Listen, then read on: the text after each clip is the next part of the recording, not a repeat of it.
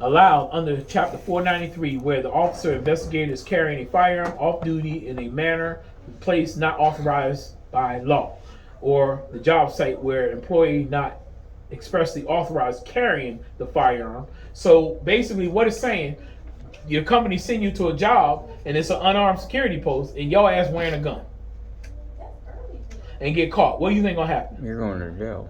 Okay, you're gonna lose your license. You're going to jail. All right. This could expose the officer or investigator misdemeanor or felony charges. The second occurs when the officer or investigator pulls his or her firearm from his holster without a valid lawful reason. Here, the officer or investigator could be charged with improper exhibition of the firearm under Section 790-10 Florida statutes. Next, if an officer or investigator discharges a firearm either intentionally or in a reckless manner without a valid lawful reason, the officer or an investigator could be charged for crimes ranging from reckless discharge of a firearm, aggravated assault, battery, manslaughter, or murder. The actual criminal charge in these situations are largely dependent on resulting harm from the firearm discharge. Remember, bullets have no names on them. Did you hear me? You shoot, it might ricochet and hurt somebody. Civil liability. In addition to knowing basic criminal offenses, security officers, private investigators need to know legal concepts surrounding the topic of civil liability. Liability, as we will see going through this training material, comes in many forms and found in virtually every aspect of security officer or private investigator daily duties. Every officer, investigator, or business must act in a reasonably and safe manner when interacting with clients, patrons, and general public. Remember, last week we talked about it. This is a people business.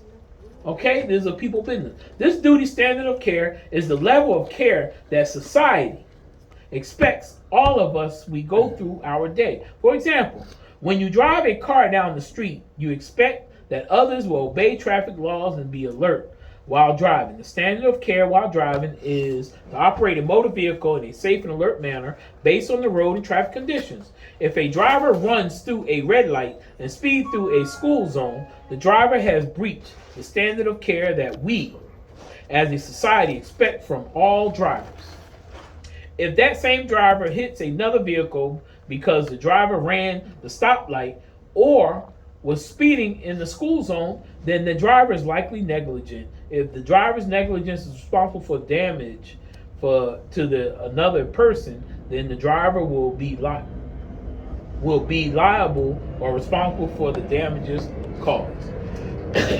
Negligence is the failure of a licensee or company to use reasonable care in a situation where a failure results in a harm to another. The elements of negligence include duty to act with that care, breach of that duty, breach was the proximate cause, injury, or harm resulting in damages. Licensees are highly vulnerable in two areas of civil liability: negligent use of deadly force and intentional use of excessive force. With respect to negligence, the law requires that licensee conduct their activities in a fashion that does not expose others to unreasonable risk of harm. A licensee is therefore called upon to weigh the consequences of his or her actions carefully, ascertain whether the utility or benefit of his or her conduct will be overshadowed by a risk of harm to other persons,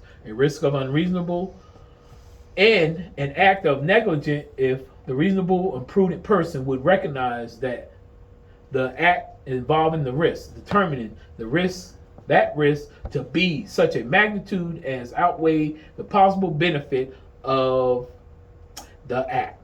Courts, in attempting to assess liability, will balance immediate necessity of shooting against potential danger created by use of a weapon.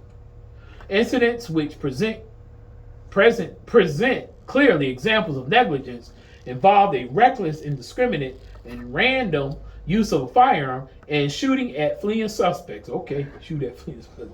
And many firearm discharge instances where licensee has been found negligent. The licensee had no justification to remove his or her firearm from their holster. When a licensee discharges a firearm, he or she has no control over where the bullet goes once it leaves the muzzle. This is especially true when firing warning shots. The laws of gravity apply to bullets as well as apples. What goes up must come down, and the licensee has no control over where a bullet will land. Warning shots are also subject to ricochets, which can cause unintended property damage and personal injury or death. The intentional use of a firearm under mistaken or misperceived facts, and perhaps the most treacherous area of civil liability for licensees, are clearly not legal or morally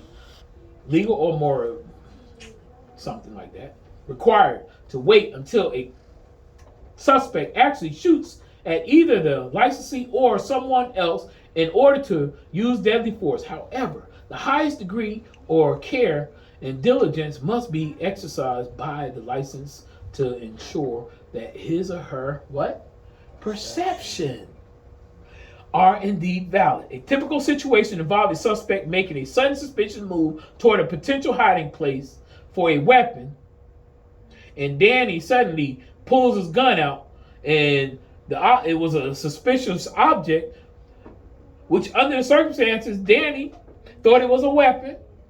And in some of these instances, Danny employed deadly force. He employed deadly force and shot the person, and it was a damn wallet. Where your ass going, Danny? I'm going to prison.